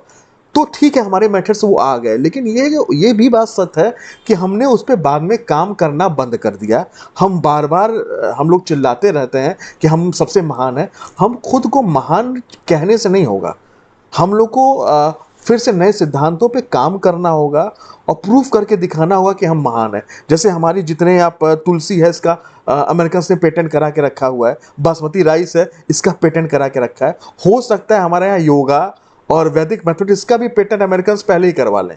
बिल्कुल हो सकता है। इन सब चीज़ों से भी बचने की आवश्यकता है, उस पर वर्क करने की आवश्यकता है। नए नए वैज्ञानिक हैं जो इस पे काम कर रहे हैं, नए नए शिक्षक हैं जो इस पे काम कर रहे हैं। हमारे मैं जहाँ पढ़ाता हूँ जिस विद्यालय में, वहीं एक शिक्षक हैं, उन्होंने इस पे वैदिक मैथमेटिक्स में उन्होंने काफ़ी काम किया है, तो आगे भी इस पे काम करने की आवश्यकता है। जब मैं अभी आप एस सी वर्मा जी की बात कर रहे थे, उससे से मुझे एक बहुत बड़े साइंटिस्ट का नाम याद आया जो इसरो में वैज्ञानिक हैं, जिनको पूरा इंटरनेट पे वो पूरे वायरल फिगर थे। उनका मैं एक इंटरव्यू देख रहा था, उन्होंने एक ऑडिटोरियम में जाके अनाउंस किया था कि जो मैं पूरी तरह से स्वीकारता हूँ कि इसका सारा श्रेय मैं वेदों को देता हूँ। वो वेद को बहुत मानते हैं, वो वेदों को प्राथमिकता देते हैं। उन्होंने बताया कि जब हमारा चंद्रयान चंद्रमा पे लैंड हुआ, तो उन्होंने बताया कि इसमें सबसे जो बड़ी भूमिका रही है वो वेदों की रही है। मुझे अंत में सारे साइंटिस्टों को, अंत में वैज्ञानिकों को सहारा लेना पड़ा था। तो एक वैज्ञानिक जो इतने बड़े वैज्ञानिक हैं, वो भी मान रहे हैं कि हमारा वेद उतना सक्षम है, हमारे पास वो ज्ञान अर्जित रखा हुआ है, लेकिन इसका संचयन हम शायद नहीं कर पाए हैं। जैसे आप समझ लीजिए, आप मान लीजिए आप साइंटिस्ट बनना चाहें जी, तो आप पढ़ाई करिए, आप रिसर्च करिए, आप साइंटिस्ट बन गए, लेकिन अपने जीवन में जितनी उपलब्धि आप पा जाएंगे उसका क्रेडिट जो है कहीं न कहीं अपने माता पिता को देंगे। बिल्कुल, माता पिता आपके साथ बैठ के एग्जाम नहीं दे रहे हैं, आपके रिसर्च में वो हेल्प नहीं कर रहे हैं, लेकिन क्रेडिट तो उनको देना पड़ेगा। बिल्कुल बिल्कुल। तो वेद जो है हमारे इनिशियल मैथमेटिक्स जो है, इनिशियल साइंस में वेद की बहुत एक अग्रणी भूमिका रही है, तो उसको तो क्रेडिट देना पड़ेगा। लेकिन कितना क्रेडिट देंगे, कितना आप कह सकते हैं जो साइंटिफिक टेम्परामेंट के लोग इसको मानेंगे, ये एक डिबेटेबल एक इशू हो सकता है। लेकिन यह है कि अगर हम लोग ही नहीं इसको मानेंगे तो बाहर वालों से आप कैसे मनवा सकते हैं। तो पहले खुद मानना होगा कि वेद जो है हमारे सबसे पुराने हैं। और या आप अगर वेद शब्द से किसी को परहेज है किसी को, तो आप मान ली इंडियन साइंस उसको कह दीजिए, इंडियन मैथमेटिक्स कह दीजिए, एंशिएंट मैथमेटिक्स कह दीजिए, आप कुछ नाम दे दीजिए, लेकिन ये तो आप मान लीजिए कि ये जो है इसका ओरिजिन जो है हमारे यहाँ पे हुआ है। लोग ये आपने बहुत अच्छी बात कही कि आप उसका नाम बदल दीजिए, क्योंकि जैसे ही हम बात करते हैं वेद की, तो हमारे दिमाग में एक वो ऋषि मुनि आ जाते हैं जिनके हाथ में कुछ झोला है और पोथी है। वो लगता है कि ये क्या ही हमें बता देंगे। हमारा जो कैलकुलेटर है, और जब मैं इसके बारे में जानकारी ले रहा था तो मुझे पता चला कि जो हम कैलकुलस आज डिफाइन करते हैं, कैलकुलस के बारे में सीखते हैं, इसका बहुत पहले जिक्र हो चुका है, इसके नाम पे सूत्र बने हुए हैं। बिल्कुल बिल्कुल बिल्कुल, बहुत पहले के सूत्र बन चुके हैं। जैसे आप कह सकते हैं, आप यजुर्वेद का जो उपवेद है, जितने आपको उसके उपवेद है, आपका धनुर्वेद है, उसमें बहुत से सूत्र उसमें रहे, जिसमें कर्मकांड के बारे में बताया, युद्ध विद्या के बारे में बताया, जिसको बाद में चाणक्य ने भी अपने उसमें यूज किया है, अपनी थ्योरीज में यूज किया है। अथर्ववेद में जब आप गणित और रेखा गणित की बात करते हैं, वहां भी इसका यूज आया। तो वो आपको हर जगह जो आप कह सकते हैं जो इसका इम्पैक्ट है, बहुत ग्लोबल इम्पैक्ट है। तो आप उसको बहुत किसी एक दिशा की ओर जाके नहीं, मल्टी डायमेंशनल इम्पैक्ट है इसका। डॉक्टर साहब, आपने अभी धनुर्वेद की बात की। हाँ। मैं जब जानकारी ले रहा था तो मुझे पता चला कि धनुर्वेद में त्रिकोणमिति की भी बात है। बिल्कुल बिल्कुल। और मैं बड़ा अचंभित हुआ और मुझे उस समय सोचने पे मैं विवश हो गया कि बिना त्रिकोणमिति के धनुर्विद्या उस समय कारगर थी ही नहीं। देखिए लेकिन आज के युग में उसका परिभाषा दिया जाता है कि भैया ट्रिग्नोमेट्री की खोज किसी और ने की है। जी जी। ट्रिग्नोमेट्री की अगर बात करें तो वो आप गणित, रेखा गणित अगर हम लोग बात करते हैं तो एक्चुअली ये अथर्ववेद का जिसमें जो आप उसका उपवेद जिसके हम लोग बात कर रहे थे उसमें ये ज्यादा आएगा। हाँ। यजुर्वेद में जो हम लोग पढ़ते थे ना कि युद्ध विद्या थी, तो कैसे हम लोग सैनिकों पे आक्रमण करना है, कैसे चक्रव्यूह व्यू रचना, ये सब आप देखिए आपके सीधे आपके ज्योमेट्रिकल फिगर्स थे। जो चक्रव्यूह था, व्यू क्या था आप उसको देखिए। जब मैथमेटिक्स में कैलकुलस की किताब जब आप पढ़ेंगे, आप हम लोग गोरख प्रसाद की बुक पढ़ा करते थे तो उसमें ग्राफ्स, तरह तरह के ग्राफ्स आते थे, तो आप उन ग्राफ्स को कार्डियोइड और कई तरह के ग्राफ्स आते, तो आप उसको देखेंगे तो लगेगा ये तो कोई किसी तरह का चक्रव्यूह है। तो वो रचना, वो मैथमेटिक्स जो है बहुत ही पुरानी है। और जहाँ तक जो एक लुक की बात की, आप ऐसे समझिए हम लोग कभी भी ईश्वर को हम देखते हैं एक मुकुट के रूप में देखते हैं कि मुकुट लगाया हुआ है, एक ईश्वर का एक रूप हम लोग देखते हैं, कृष्ण जी का एक बांसुरी ले रखी है, तो वो बहुत एक मन को मोह लेता है। लेकिन आप ऐसे कह सकते हैं उस समय आप मेटल की खोज ही कहाँ हुई थी कि जो मेटेलिक आप बांसुरी लेके वो जो फोटो जो दिखती है, जो हमारी सो कॉल्ड फोटो जो दिखती है। हाँ। जबकि ये कहा ये गया है कि हमारे यहाँ जो हम लोग की पुरानी जो सभ्यताएं हैं वहां पे मेटल की खोज होती है, वो डिबेट वाली बात है। लेकिन ईश्वर को हम जिस रूप में देखना चाहें उस रूप में हमने उसकी एक कल्पना हमने मान ली कि ईश्वर कुछ ऐसे रहे होंगे। ईश्वर थे, इसमें कोई आप एक संदेह नहीं है। लेकिन जो ईश्वर का रूप है वो हम लोगों ने माना कि ईश्वर ऐसे कुछ ऐसे रहे होंगे। बिल्कुल, बिल्कुल। तो एग्जैक्ट जो है वो लुक नहीं है। तो आप सन्यासियों को आप कह सकते हैं, आप एक दाढ़ी रखना और जो अपना जो उनका वेश आप जो कह रहे हैं, तो आप वो एक नया ट्रेंड भी बन सकता है। उनका अपना कोई भी वेश हो सकता है, आप अपने जीन्स और पैंट में भी रह सकते हैं। तो सन्यास आप जैसे योग की परिभाषा होती है ना कि युजते ब्रह्मणा अनेन सहयोगा, समझ। और पंडित वो है, जैसे आप कहते हैं सद असद विवेकनी बुद्धि थी पंडा, पंडा संजातो यह सब पंडित है। मतलब सत्य असत्य में जो भेद कर सके वो पंडित है, वो ज्ञानी है। यहाँ किसी जाति की, किसी वर्ण की या किसी संप्रदाय की बात नहीं होती, यहाँ ज्ञान की बात होती। हाँ। और भारतवर्ष में सबसे पहली जो व्यवस्था चली थी वो वर्ण व्यवस्था थी, फिर वर्ण व्यवस्था आई, फिर जाति आई, और बाद में आके आपस में सबको लड़ा दिया गया। बाद में सरकार आया। बाद में सरकार आई। खैर, मेरा अगला प्रश्न इसी से है। जो आज की हमारी शिक्षा प्रणाली है, इंडियन एजुकेशन सिस्टम जो है, ये हमारे गुरुकुल से कितना अलग है? और मैं आपसे यह जानना चाहूंगा कि क्या गुरुकुल का होना आज के युग में अति आवश्यक हो चुका है या नहीं, या फिर जैसे चल रहा है वही प्रणाली ठीक है? देखिए, गुरुकुल का मतलब जैसे आप अभी भी आप जाके देखेंगे रेजिडेंशियल स्कूल्स बने हुए हैं, नवोदय है जो बहुत छात्रों को, जो बहुत गरीब घर के लड़के हैं उनको बहुत अच्छे ढंग से शिक्षा देता है, उसका रिजल्ट भी अच्छा जा रहा है। तो गुरुकुल का मतलब ये नहीं कि ऋषि मुनियों के साथ जाके पढ़ना। गुरुकुल व्यवस्था आज भी लागू है, थोड़ा रूप बदल गया। हाँ। जरूरत है सिलेबस ठीक करने की। हाँ। सिलेबस ये थोड़ी सी वैदिक मैथमेटिक्स डालना, हमारे स्वास्थ्य शास्त्रों का थोड़ा ज्ञान भी होना चाहिए। जैसे आप देखेंगे बहुत अच्छे मिशनरी स्कूल हैं, वहाँ पे अपने जो है कल्चर, अपने धर्म के बारे में थोड़ा बताया जाता है। हमारे यहाँ अगर हम सनातनी परंपरा की किसी भी बात को हम लोग उठाते हैं तो उसको धर्म से जोड़ दिया जाता है। हम कहें धर्म को नहीं तो साइंस को तो आप मानोगे। अगर आप एबेकस मेथड क्लास में पढ़ा सकते हो, एबेकस ट्रिक्स के लिए आप फीस लिया जा सकता है, तो वैदिक मैथमेटिक्स क्यों नहीं पढ़ाया जा सकता? और हम लोग तो मुफ्त में पढ़ाने को तैयार हैं। बिल्कुल, आप शिक्षक हैं। मेरा एक और प्रश्न ये है कि जो वैदिक विज्ञान है हमारा, वैदिक विज्ञान हमारा बहुत संपन्न है। वो चाहे चिकित्सा के ही क्षेत्र में हो, अगर मैं चिकित्सा के क्षेत्र में ही बात करूं तो सुश्रुत संहिता एक पुस्तक है जिसमें सब कुछ बताया गया है, जो पूरी तरह से संपन्न है। बिल्कुल। जो हम आज प्लास्टिक सर्जरी की बात करते हैं, जब प्लास्टिक सर्जरी के ऊपर बहुत बड़ा, जब आज से 2 वर्ष पूर्व डिबेट छिड़ा था कि भाई प्लास्टिक सर्जरी आ गया, अब हम किसी का भी फेस मास्क किसी पे भी लगा सकते हैं, वो सुश्रुत संहिता में बहुत पहले से वर्णन है और वो पूरे एकदम रेखांकित तरीके से दिखाया गया है, दर्शाया गया है।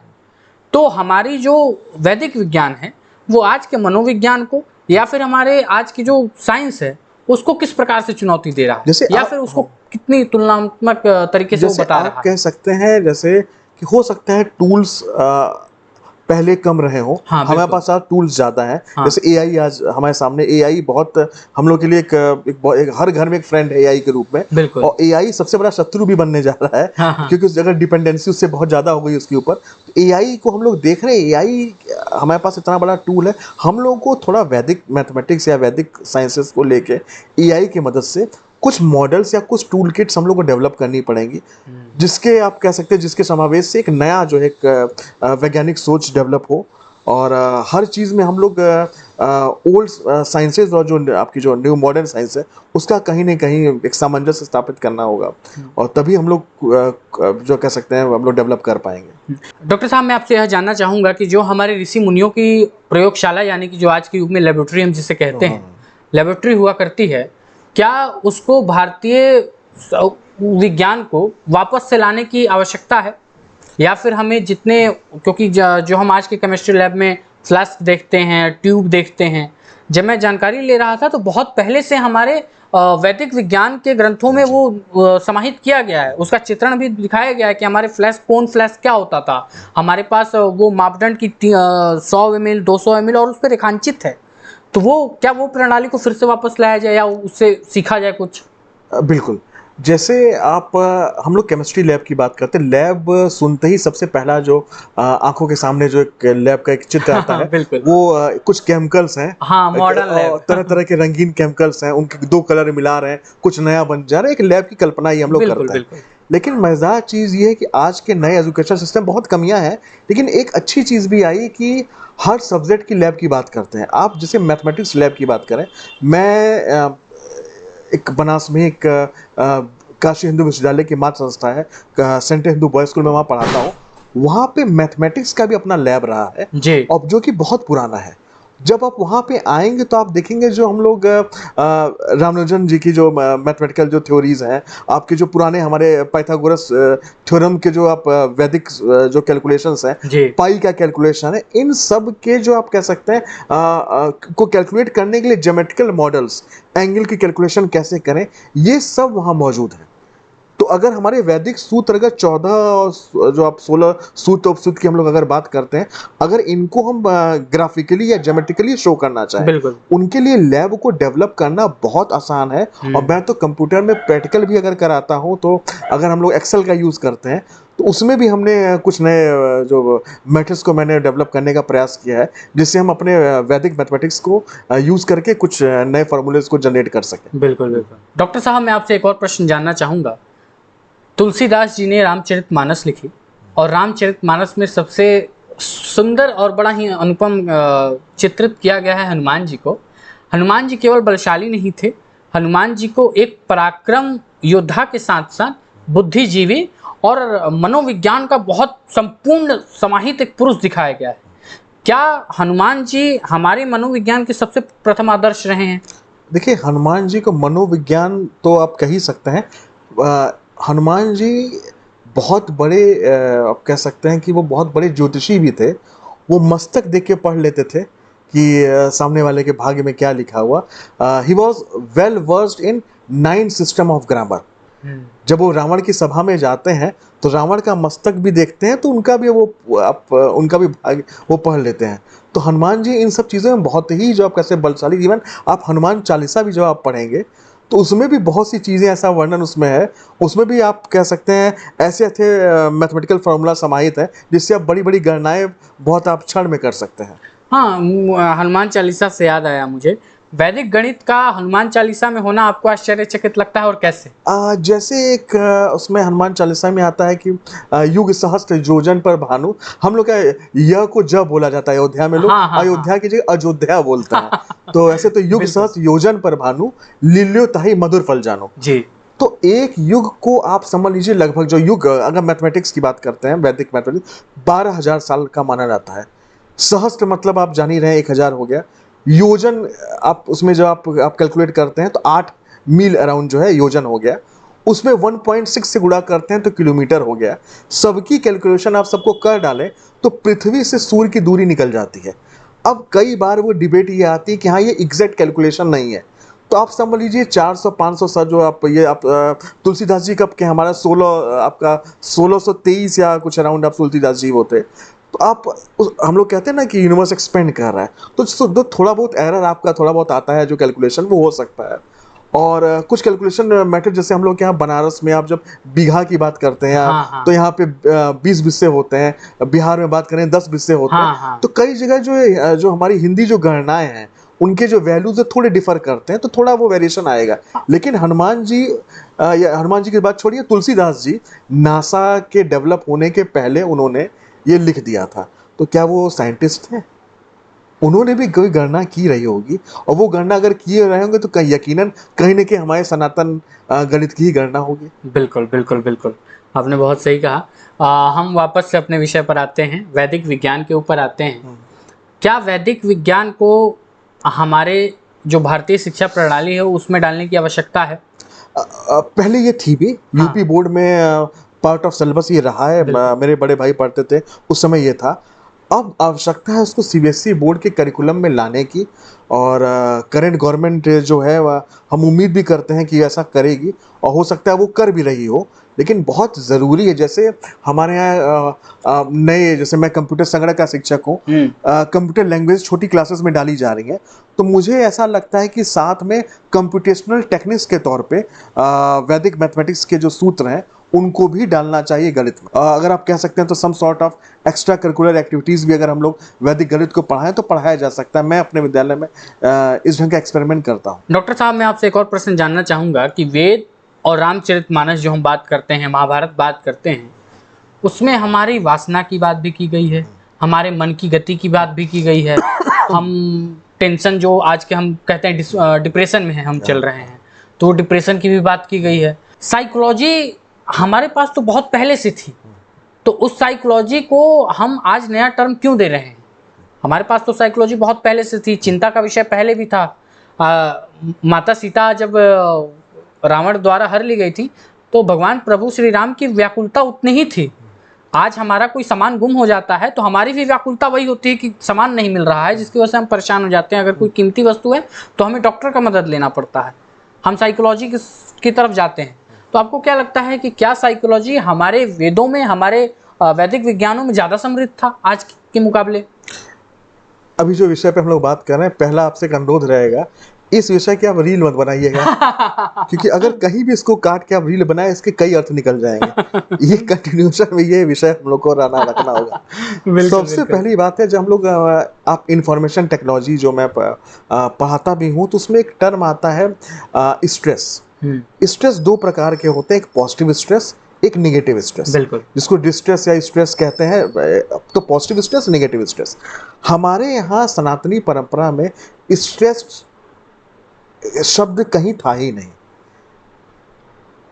स्ट्रेस होता ही नहीं था। स्ट्रेस क्यों हुआ कि जो हमारी जो न्यू मॉडर्न जो पढ़ाई की जो टेक्निक है, तो मैंने एक कविता में भी मैंने कहा भी था कि गुरु परंपरा जब तक थी भारत की पहचान, गुरु से बना विश्व गुरु भारत देश महान, और कालखंड में मैं काले ने किया अलग प्रयोग, शिक्षा ना रही और बन गई उद्योग, और उद्योगों का मूल जब स्वार्थ पूर्ति होती है, आने वाली हर पीढ़ी तब शिक्षा को ढोती है, आने वाली हर पीढ़ी तब शिक्षा को ढोती है। वो कौन सी पीढ़ी? उ नुक्कड़ का नंदू, उ दीनू दिहाड़ी, उ गली का गोपी, उ पप्पू पनवाड़ी, उ बाजू का बनिया, उ लल्लू लोहार, उ गधा, उ धोबी, उ कल्लू कुम्हार, उ चाय वाला चंदू, उ झब्बन का झाड़ू, उ मल्लू का मामी, सुरेंद्र का साड़ू, उ आदिल के अब्बा, उ जुम्मन की अम्मी, उ नौकी पतोहिया जेकर नाम हो निम्मी। सबन के शिक्षा कहानी के देखा, शिक्षा भी नई की पुरानी के देखा, सबके सब गदेलन के हाके पड़े हैं और कोचिंग की दिशा में बस झांके पड़े हैं। बिल्कुल। तो आप कोचिंग की दिशा में झांकना या कोचिंग की दिशा में जाना कहीं से गलत नहीं है, लेकिन आप उसी विषय को बच्चों को चुनने का हक दें जिस विषय या जिस फील्ड में बच्चों का इंटरेस्ट हो। मैंने कहा भी था कि बचपन में सुनी होगी लोमड़ी की कहानी, उछले पड़ी थी अंगूर की दीवानी, स्वभाव के विपरीत वो फल खाने चली थी, भूल कर लक्ष्य दूसरों को रिझाने चली थी, पर असल में लोमड़ी अंगूर खाती कहाँ है, खाकर उससे खट्टा बताती कहाँ है, असफल हुए तो मंजिल खट्टी लगी है, यहाँ तो कोचिंगों की सट्टी लगी है। तो तरह तरह की सट्टियां लगी हुई हैं, एक मार्केट बना है एजुकेशन को प्रोवाइड करने का। तो कोचिंग है, वो बहुत मदद भी कर रही है शिक्षा में हमारी, लेकिन ये नहीं कि हर चीज़ की कोचिंग नहीं हो सकती। स्ट्रेस को ख़त्म करने की कोचिंग नहीं है। स्ट्रेस को अगर ख़त्म करना है तो सोच को बदलना पड़ेगा। स्ट्रेस को ख़त्म करने की कोचिंग है तो परिवार के अंदर वो कोचिंग होगी, स्कूलों के अंदर कोचिंग होगी।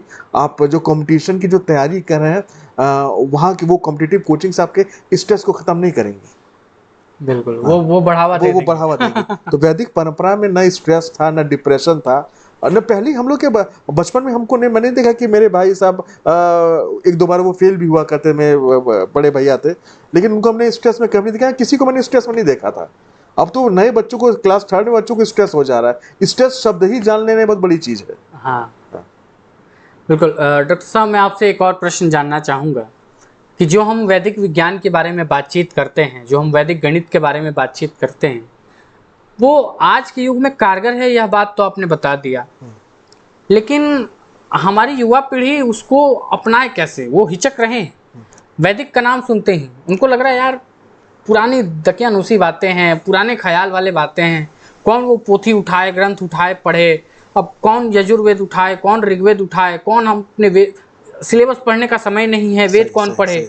उसको हम लोग कैसे, क्या उसके ऊपर कोई रिवाइज्ड बुक हो, या फिर उसको कैसे हम लोग अप्लाई करें? अगर नेट पे भी सर्च करते हैं 16 सूत्र 14 सूत्र की अगर बात करते हैं तो मुझे लगता है मुश्किल से 1 दिन लगेगा पूरा जी। आप उनके सिंपल एप्लीकेशन को आप कभी खाली समय में क्लास 6 से 8 तक के अगर बच्चे अगर वो शुरू करें, अगर मेरे हिसाब से क्लास 6 टू क्लास 8 तक के सिलेबस में अगर इसको डाला जाए और अगर ये ट्रिक्स बच्चे सीख ले जाएं, उनका उपयोग तो बाद में कर, जैसे कोई प्रोग्रामिंग लैंग्वेज हम लोग पढ़ाते हैं तो ये थोड़ी कि सारी प्रोग्रामिंग हम लोग करा देते हैं।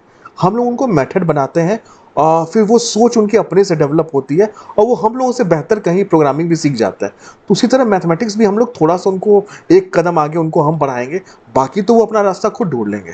डॉक्टर साहब, मैं आपसे चाहूँगा कि आप एक कवि भी हैं, तो आप अपनी कुछ कविता की पंक्तियाँ हमें सुनाएं, क्योंकि बड़ी हार्दिक इच्छा है। जब मैं जानकारी ले रहा था तो मुझे पता चला कि आप एक कवि हृदय भी रखते हैं और बच्चों के प्रति आपका प्यार बहुत उजागर होता है। आप कॉलेज में अधिक सुने जाते हैं, बच्चों के बीच जो नामांकुर बच्चे हैं, जो एग्जाम की तैयारी कर रहे हैं, उन बच्चों के लिए तो आप बहुत सुने जाते हैं। आपकी एक कविता है, मैंने पढ़ी, कॉलेज का ज़माना। मैं चाहता हूं कि उस कविता के साथ साथ 1-2 कविता भी आप मुझे सुनाएं। सबसे पहले तो मैं ये कहूँगा कि बच्चे जब घर से निकलते हैं तो उसमें था कि कुछ छूटा था कुछ छूट रहा, मगर क्या पता नहीं। दिल टूटा था फिर टूट रहा, मगर क्यों पता नहीं। पहली बार माँ को रोके देखा, पहली बार माँ को रोते देखा, पहली बार पापा को अश्कों से पलकों को भिगोते देखा, पहली बार उनके बालों की सफ़ेदी देखी, पहली बार अपने पैरों की बेड़ी देखी। एक परिवार छोड़ा, एक यहाँ बसाया, कमबख्त वो भी टूट रहा है, मगर क्यों पता नहीं। कुछ छूटा था कुछ छूट रहा, मगर क्यों पता नहीं। आपका पसंदीदा वैदिक सूत्र कौन सा है? आप तो ऐसे पूछें कि आपकी पसंदीदा एक्ट्रेस कौन सी है। वैदिक सूत्र जो सारे सूत्र अच्छे हैं, जैसे जिनका मैं प्रयोग ज़्यादा करता हूँ, अधिकेन पूर्वेन या एक न्यूनन पूर्वेन, उसका आप कह सकते हैं इनके वेरिएंट्स को मैं ज़्यादा यूज़ करता हूँ न्यूमेरिकल कैलकुलेशन प्रोडक्ट निकालने के लिए। अच्छा, मैं आपसे एक और चीज़ जानना चाहूँगा, अगला रैपिड फायर क्वेश्चन की गणना को तेज करने के लिए वैदिक गणित या कैलकुलेटर? वैदिक को यूज कर सकते हैं, वैदिक नहीं यूज करना अबेकस यूज कर सकते हैं। कैलकुलेटर तो की आवश्यकता मुझे नहीं लगती कहीं कहीं भी है। डॉक्टर साहब, अगला मेरा प्रश्न है कि आपके अनुसार सबसे वैज्ञानिक उपवेद कौन सा है? सबसे वैज्ञानिक मैं अथर्ववेद को मानता हूँ मेरे हिसाब से, क्योंकि वो मैथमेटिक्स और ज्योमेट्री और एस्ट्रोनॉमी एस्ट्रोलॉजी ये सब चीज़ें उसमें मैं अथर्ववेद को मानता हूँ। अमूमन आपने तो बता दिया है मुझे कि शून्य के बारे में बहुत बताइए आपने। मैं फिर भी जानना चाहूँगा, क्योंकि अब कहते हैं ना कि जो प्रणाली शुरू से चली आ रही है उसको हम नकार तो सकते नहीं है। सब यही मानते हैं कि भैया आर्यभट्ट ने खोजा है, हम एक बार को मान भी लेते हैं। फिर भी मेरा प्रश्न ये है कि शून्य जो है उसकी खोज सामान्य है या फिर वो भारत का गर्व है? ये शून्य भारत का गर्व है और हमारे यहाँ भारतीय शास्त्र में शून्य की खोज बहुत पहले हो सकी है। मेरा बस इतना सा कहना था कि आप कहीं भी आप साइंटिफिक जर्नल्स में भी आप पढ़ लेंगे, Aryabhata use decimal to represent concept of zero. उन्होंने दशमलव का यूज किया, डॉट आप कह सकते हैं, to represent concept of zero as a place holder in decimal number system. और डेसिमल नंबर सिस्टम क्या होता है, आप कभी आप कंप्यूटर में भी आप जानेंगे 0 से 9, आप 0 1 2 3 4 5 6 7 8 9 की अगर हम लोग बात करते हैं, ये डेसिमल नंबर्स होते हैं। इन नंबर्स की मदद से जो सिस्टम होता है वो डेसिमल नंबर सिस्टम होता है। तो प्लेस वैल्यू का कॉन्सेप्ट आर्यभट्ट का है, फेस वैल्यू का कॉन्सेप्ट आर्यभट्ट का है, दशमलव का कॉन्सेप्ट आर्यभट्ट का है, लेकिन division by zero, multiplication by zero या एडिशन की, अगर एडिटिव प्रॉपर्टी की बात करते हैं तो ये ब्रह्मगुप्त का कॉन्सेप्ट है। और जो गिनती की बात आती है, अगर हम लोग कैलकुलेशन, अगर आप काउंटिंग की बात करते हैं तो काउंटिंग और संख्या की अगर बात करते हैं वो बहुत पुराना कॉन्सेप्ट है। आप मैंने बार मैंने बोला पांडव, आपके सहस्त्रार्जुन, दशानन, ये सब वर्ड हमारे यहाँ बहुत पुराने हैं। तो मतलब 100 जीरो की खोज बाद में हुई, 10 100 1000 पहले बन गया, ये संभव नहीं था। तो गिनती हमारे यहाँ बहुत पहले गिनती की खोज हो चुकी है, हमारे सनातनी आप कह सकते हैं एंशिएंट इंडियन मैथमेटिक्स में। मेरा अगला प्रश्न आपसे है कि आप आयुर्वेद को केवल एक विज्ञान मानते हैं या फिर चिकित्सा दर्शन? देखिए, आयुर्वेद बहुत अच्छी चिकित्सा पद्धति है। आयुर्वेद आप उसको डेवलप करने की आवश्यकता है, लेकिन सबसे बड़ी समस्या यहाँ पे है, आयुर्वेद में आप डॉक्टर के पास चले जाएंगे, वो समाधान भी बता देगा, लेकिन आयुर्वेदिक मेडिसिन को पाने के लिए उतनी आप कह सकते हैं उसकी खेती कहाँ हो रही है।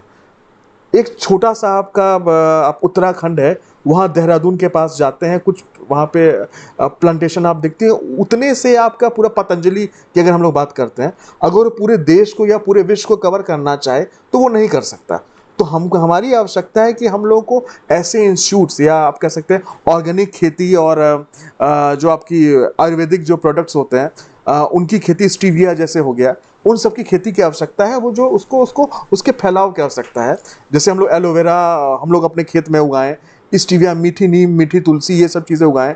आप ऑर्गेनिक खेती के नया टर्म आ रहा है, आप चले जाइए यहाँ चुनार के पास, वहाँ पर आप देख सकते हैं कि ऑर्गेनिक खीरा, ऑर्गेनिक चावल, ऑर्गेनिक गेहूँ उगाए जा रहे हैं। तो वैसे ही हम लोग आयुर्वेदिक प्रोडक्ट्स भी उगा सकते हैं। एलोवेरा की हम लोग खेती कर सकते हैं, मैंने बताया, तो किया जा सकता है। नहीं, जैसे आपने अभी तुलसी के बारे में भी बातचीत की, तो मैं ऐसे कितने मैंने ऐसे घर देखे हैं जहाँ पे तुलसी नहीं। जी। मतलब हमारी दादी अम्मा जो थी, हमारी नानी जो थी, यहाँ तक कि हमारे घर में माता मैया तुलसी की पूजा होती है। जी। लेकिन आज मॉडर्नाइजेशन के नाम पर कि हम बहुत मॉडर्न हैं, हम अपने घर में तुलसी का पेड़ क्यों रखे वहाँ पे हम, क्योंकि वही है ना कि हम सारी खेती हटा करके एक छोटे से गमले में पौधे उगा रहे हैं और कह रहे हैं कि हम प्लांट लवर हैं।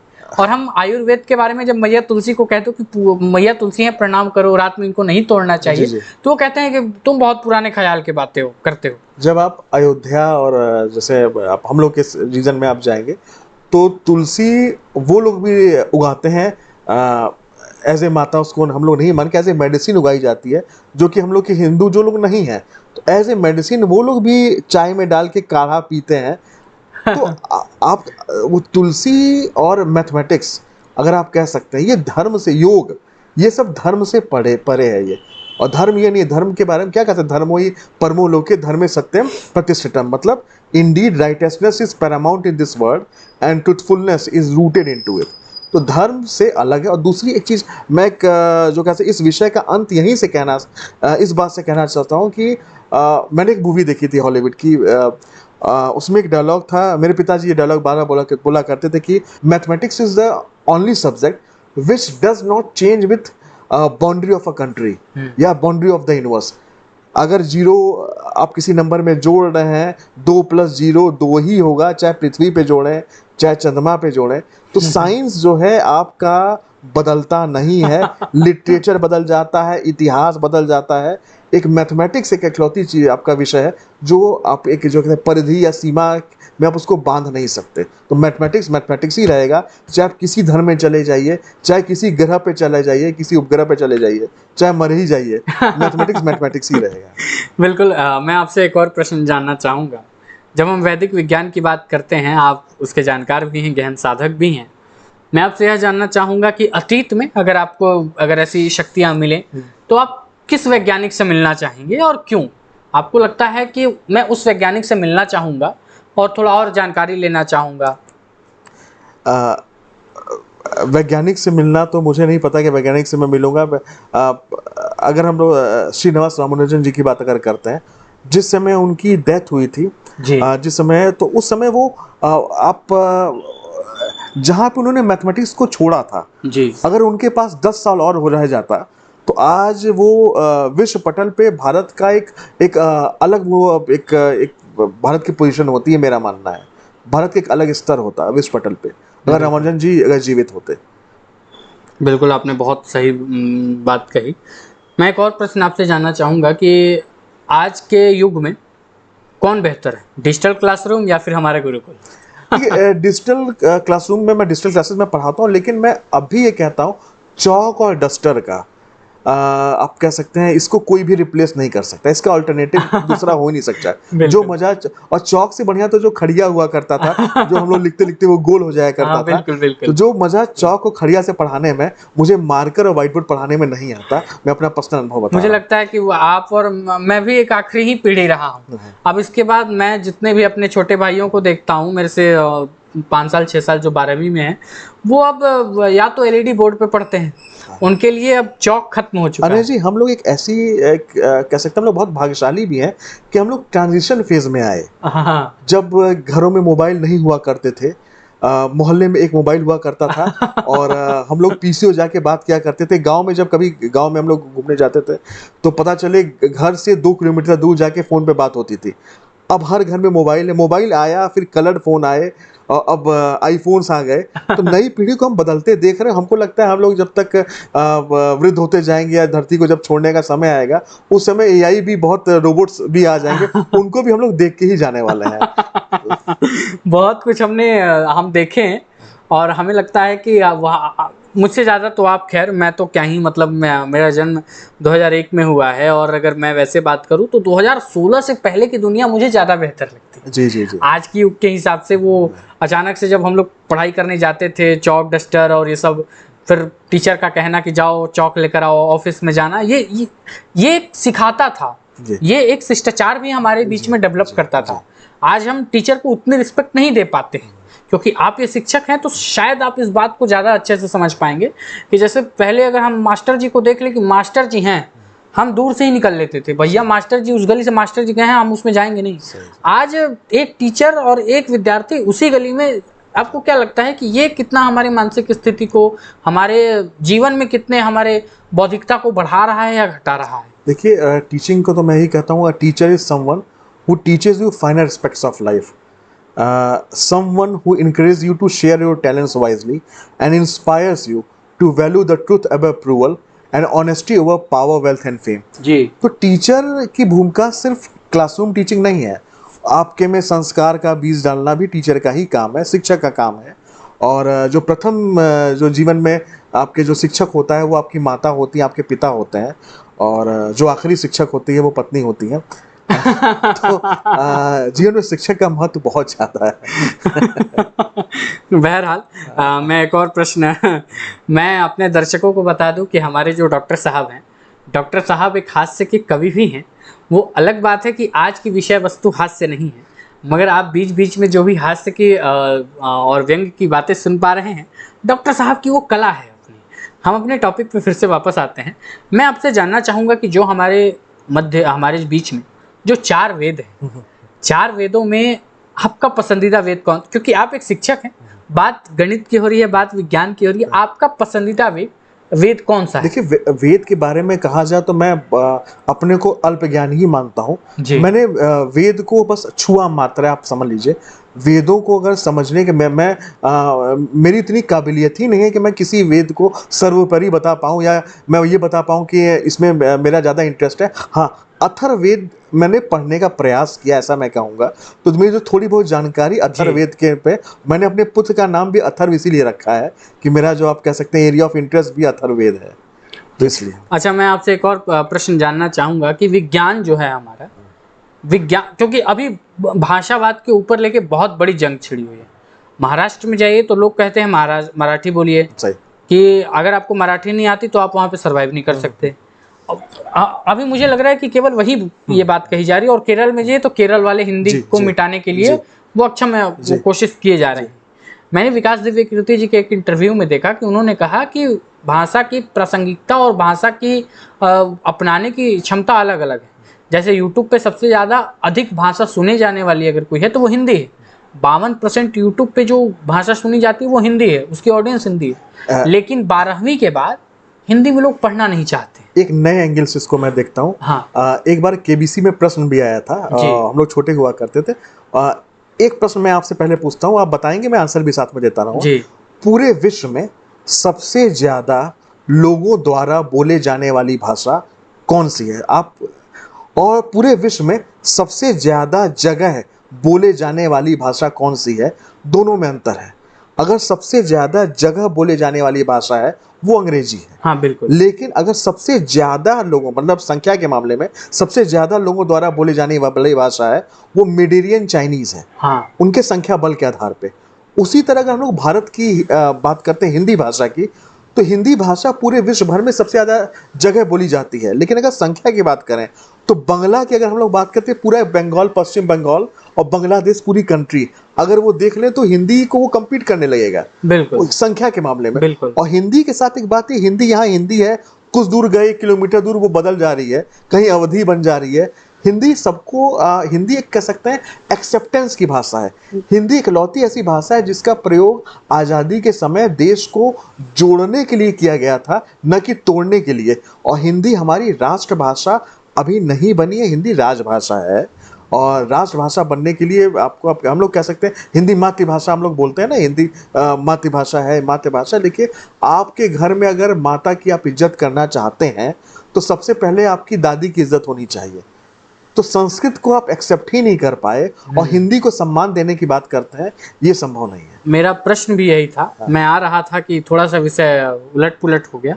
बहरहाल मैं वापस अपने प्रश्न पे आता हूँ कि हिंदी इतनी प्रासंगिक है जी। हिंदी सबसे ज़्यादा सिनेमा वगैरह उसी में देखी जा रही है पूरे जो वर्ल्ड वाइड पे, लेकिन काम के क्षेत्र में अंग्रेजी प्रासंगिक है। फिर संस्कृत जो है हमारे लिए वो उतनी प्रासंगिक नहीं है। क्या संस्कृत विज्ञान के लिए बाधा है या फिर एक पुल है? देखिए आप हिंदी संस्कृत ग्रामर की अगर बात करें, आप लघु सिद्धांत कौमुदी एक व्याकरण की आप जब उस बुक को आप देखेंगे, आप कह सकते हैं संस्कृत एक अपने आप में सबसे कॉम्पैक्ट भाषा है। ज़्यादा बड़ी से बड़ी बात को अगर हम छोटे से छोटे कम से कम शब्दों में अगर हम कह सकेंगे तो सिर्फ संस्कृत में कह सकते हैं। तो संस्कृत सबसे ज़्यादा कंप्यूटर कंपैटिबल लैंग्वेज अगर कोई है वो संस्कृत है। उस पर रिसर्चेस भी हो रहे हैं। चाइनीज़ जो हमारे जो आपके रिसर्चर्स हैं उस पर वो शोध भी कर रहे हैं। हमारे यहाँ इस पर शोध नहीं हुआ है। तो अगर सिमेंटिक हम लोग बात करते हैं, भाषा एनालिसिस की अगर हम लोग बात करते हैं, या आप लैंग्वेज की लिंग्विस्टिक की हम लोग बात करते हैं, तो वहाँ अगर संस्कृत का उपयोग हम लोग करते हैं तो बहुत आसान हो सकता है कि अगर रशियंस अपने कंप्यूटर में कि अगर कोडिंग और ये सब चीज़ें अगर अपनी भाषा में कर सकते हैं, चाइनीज़ में कर सकते हैं, तो हम संस्कृत या हिंदी के लिए प्रोग्राम क्यों नहीं डेवलप कर सकते हैं। बिल्कुल। देखिए मैं तो इस पे मुझे बड़ा मन में कुंठित होता हूँ मैं, क्योंकि मैं संस्कृत में थोड़ा सा अच्छा विद्यार्थी रहा, लेकिन 10वीं के बाद मैंने संस्कृत को अभी तक हाथ नहीं लगाया। मुझे अभी भी याद है कि पठती पठत पठंती वो जो आता था, लेकिन आज भी ये इस बात का दुख होता है कि हमारे समाज में, हमारे भाषा में, हमारे जो इंडियन एजुकेशन सिस्टम है उसमें ना संस्कृत को उतना मान दिया गया, ना उतना मान हिंदी को ही दिया गया। अगर मैं हिंदी को ही बात करूं तो लोग 12वीं के बाद हिंदी में नहीं पढ़ना चाहते हैं। कोई विद्यार्थी आपको नहीं मिलेगा जो हिंदी में पता चले कि उसने MBBS हिंदी से किया। आखिर इसकी समस्या कहाँ आ रही है? देखिए अब बहुत ध्यान देने की आवश्यकता है। जैसे आप उर्दू के आप शायर भी अच्छे हैं, जब आप मुशायरे में आप जाते हैं तो आप देखते होंगे उर्दू के लफ्ज़ों का प्रयोग होता है, काफिया रदीफ इनकी बात करते हैं, तो वो सिर्फ सम सॉर्ट ऑफ इंटरटेनमेंट नहीं है, वो उनके कल्चर को जोड़ रहा है। बिल्कुल। एक कैसे कल्चरल एक्सेप्टेंस की बात आती है। हम लोगों ने संस्कृत को सिर्फ पूजा पाठ की पद्धति के रूप में डेवलप किया, न कि सम सॉर्ट ऑफ एंटरटेनमेंट भी यूज करते। संस्कृत के ड्रामा बनते, संस्कृत के प्लेज बनते, संस्कृत में डिबेट्स होती। आप कह सकते हैं अंताक्षरी अगर कराया जाए स्कूलों में तो संस्कृत में बच्चों का इंटरेस्ट बनेगा। जैसे आप अभी देखें नए नए बच्चे, मेरे यहाँ विद्यालय, मेरे बगल में रणवीर संस्कृत विद्यालय है हमारे CHS के बगल में, बच्चे बहुत अच्छी सिंगिंग करते हैं, पैरोडीज गाते हैं। सुदीप भोला जी आप बहुत अच्छे कवि हैं, उनके आप पैरोडीज सुनते होंगे, तो उसको संस्कृत में ट्रांसलेट करके हमारे यहाँ के बच्चे जो हैं वो गाया करते हैं। तो पैरोडीज गा रहे हैं, गायकी हो रही है हमारे संस्कृत में, बहुत कुछ कर सकते हैं ऐसा। तो संस्कृत को आप सिर्फ पूजा पाठ की पद्धति के रूप में नहीं, एक भाषा के रूप में भी उसको समझने और जानने की आवश्यकता है। मैं एक आखिरी प्रश्न पूछकर इस कथाघर के प्रथम एपिसोड को मैं समाप्त करना चाहूँगा। मैं आपसे जानना चाहूँगा, क्योंकि अब बड़ा कठिन लगता है इन सभी चीज़ों को अपनाना या फिर नए लोगों तक इन बातों को पहुँचाना, लेकिन कहते हैं कि ठीक है, जो हमारे पास है उसी की स्वीकारता को हम मानते हुए और आगे हम उसी से आगे बढ़ते हैं। जो भी हमारे पास वैदिक ज्ञान, वैदिक विज्ञान और वैदिक गणित के सूत्र हैं, क्या हम उसको हिंदी में, क्योंकि वो संस्कृत में लिखे गए हैं, वो अपनी पांडुलिपि में, जैसे अगर कोई अवधि का हुआ है तो उसने अवधि में लिखा है, किसी ने बांग्ला में लिखा है, अलग अलग भाषा में उसको लिखा गया है, तो क्या उसको हिंदी और इंग्लिश में प्रोवाइड करके उसका एक कंपाइल बुक बना करके और उसको इंडियन एजुकेशन सिस्टम में उसको अप्लाई कर दिया जाए तो ज़्यादातर कारगर साबित हो सकता है? आप जानने को आपसे समझिए, Valmiki Ramayana ji, original form of Ramayana, oldest Ramayana आप कहा जाए, वाल्मीकि रामायण मौजूद था, फिर भी तुलसीदास जी ने अवधि में मानस लिखी, रामचरित मानस लिखी। क्यों? इसलिए लिखी कि वो सोशली लॉडेबल, सोशली एक्सेप्टेंस बढ़ाने के लिए आम जन की भाषा में उन्होंने मानस को लिखा। तो हम लोग अगर वैदिक मैथमेटिक्स को इंग्लिश में, हिंदी में आम जन में फैलाने के लिए अगर लिखते हैं तो उसमें कोई दिक्कत नहीं है। ऑलरेडी बुक्स मौजूद हैं, बहुत अच्छे पब्लिशर्स की ज़रूरत है जो इन चीज़ों को प्रमोट करो। उससे पहले हमारा अपनी सरकार से अनुरोध है मेरा कि इनको जो है पाठ्यक्रम में जल्दी से जल्दी शामिल करें, ताकि वेद, वैदिक संस्कृति, इन सब का जो है हम लोग कह सकते हैं उत्थान हो सके। जी, बहुत बहुत धन्यवाद आपका, क्योंकि आपने यह बताया कि वैदिक विज्ञान को पढ़ने के लिए हमें किसी भाषा का सहारा नहीं लेना है, वो किसी भी भाषा में हो, बस वो भारत में, भाषा से भारतीय हो, और वो लगे कि नहीं वो किसी भी भाषा में हो, वो भारतीय भाषा में हो। तो दोस्तों, इसी के साथ हम इस कथाघर के प्रथम एपिसोड को समाप्त करते हैं। और डॉक्टर साहब, आपका बहुत बहुत धन्यवाद, आप इस सत्र में आए और आपने आके अपने ज्ञान से, अपने इस विशिष्ट समय की उपस्थिति को यहाँ दर्ज कराते हुए आपने जो हमें ज्ञान दिया है, हमारे दर्शकों को बहुत लाभ मिलेगा, मैं जानता हूँ। और आपने जितने भी गणित के जो भी सूत्र बताए हैं, मैं चाहूँगा दर्शकों से कि मेरे सारे दर्शक जो भी इस पॉडकास्ट को देखेंगे, वो सभी लोग एक बार वैदिक गणित को, वैदिक विज्ञान को जाकर देखें। AI से ना हो सके तो AI से ही पूछ लें। AI से पूछने से बेहतर बहुत से PDF नेट पे मौजूद हैं जी, बहुत से वीडियोस आ रहे हैं जो ने वैदिक सूत्र का जो आपके यूज को बताया है। आप गूगल पे सर्च करिए, बहुत PDF मौजूद है, आप किसी की किताब पुस्तक पढ़िए, मुझे इस पे आपत्ति नहीं है, आप देखिए बस। हाँ, तो बहुत बहुत धन्यवाद दोस्तों, मिलते हैं आपसे कथाघर के दूसरे श्रृंखला में जल्दी, किसी नए के साथ, किसी बेहतरीन के साथ। बहुत बहुत धन्यवाद, बहुत बहुत आभार आपका।